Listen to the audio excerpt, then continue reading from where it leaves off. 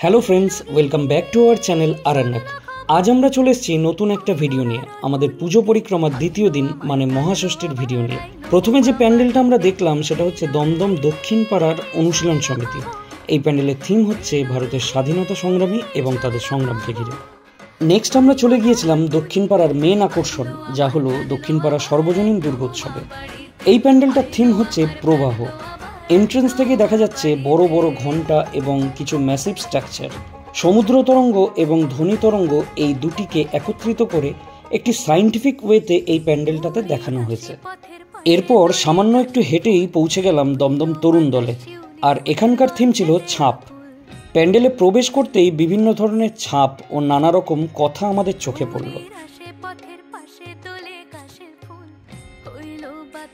আর এই জায়গাটায় দেখলাম বিরাট বড় একটা চোখ এবং ঠিক তার নিচেই একই আকারের একটা পায়ের ছাপ।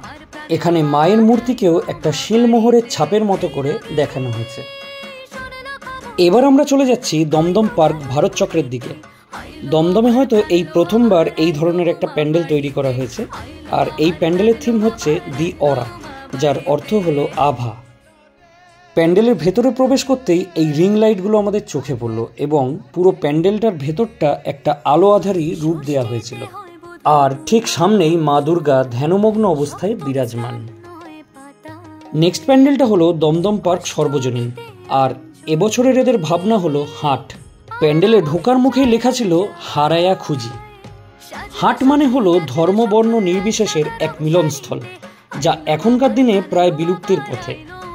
গ্রাম্য জীবনের বেচাকেনা সবই নিখুঁতভাবে ফুটিয়ে তোলা হয়েছে এই প্যান্ডেলে। এখানকার প্রতিমাটাও এক গ্রাম্য মহিলা রূপে বিরাজমান এবং তার 4 ছেলে মেয়ে একইভাবে সাধারণ বেশেই সেজে উঠেছে।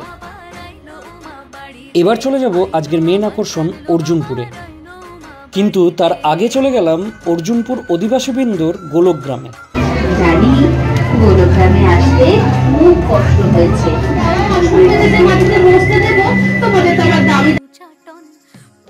এই প্যান্ডেলের বাইরে থেকে দেখে একদমই বোঝা যায়নি যে প্যান্ডেলের ভেতরের সাজসজ্জা এতটা নজর কাড়বে।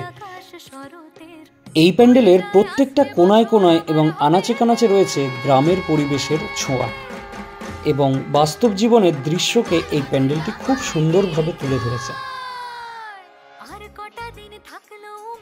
এরপর দাঁড়িয়ে পড়লাম মেন পুজো প্যান্ডেলের লাইনে।